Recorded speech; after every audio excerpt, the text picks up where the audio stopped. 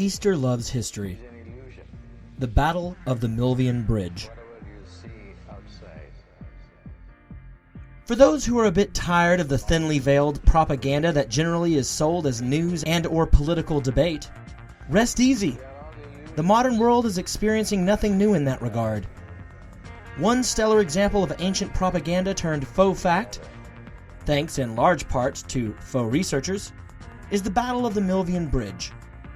On October 28, 312, one Mr. Constantine, soon to be known as the Great, faced off against one Mr. Maxentius in a battle for the mastery of the Western Roman Empire. As a tidbit of post-battle fun and propaganda, this little tussle also became seen as a battle between the upstart cult called Christianity and the established Roman pantheon, Jehovah versus Jupiter.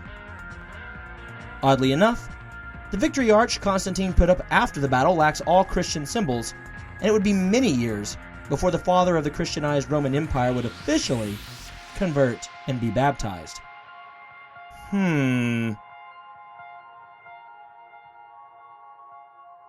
of the most familiar faux facts from the reign of Constantine spring from this push to take over the West.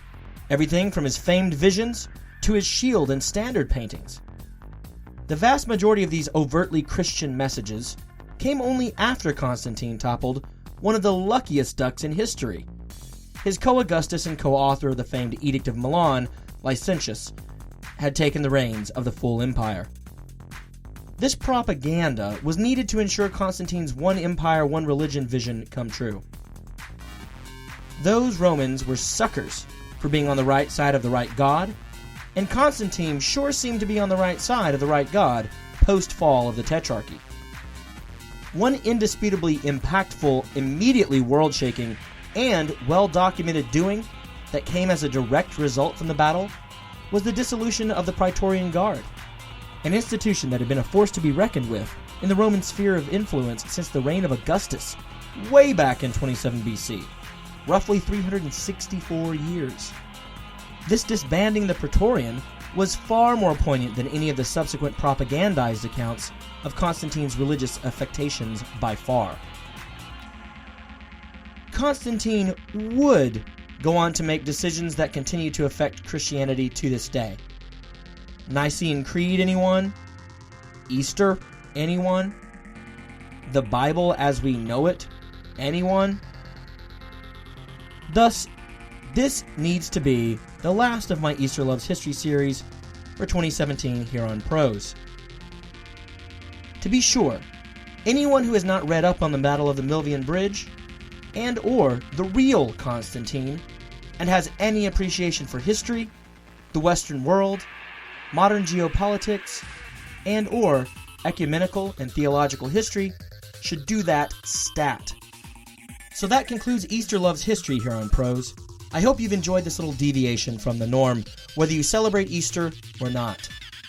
The backing track to this final Easter Loves History episode, The Battle of the Milvian Bridge, was taken from the Free Music Archive. It is titled Apache Force from the album Future Shapes by Little Glass Men. It is being used under Creative Commons Attribution 4.0 International License. Thank you to both Little Glass Men and the Free Music Archive for sharing this music with the world. The last avenue we will explore as part of the Prose Easter special is the account by the Gospel of Mark. Please stay tuned to hear that. And just as one last announcement, you aren't having your ears play tricks on you. You've been hearing some very major shifts and changes in the way prose sounds of late. That is because I am trying to invest more and more into making this audio experience all the more better for you listeners. Please be patient as I overcome learning curves, replace and then re-replace equipment, and generally try to make this thing as good as it can be for you. I truly appreciate your patience, and I truly appreciate your listenership. Stay tuned for the Easter story in the Gospel according to Mark.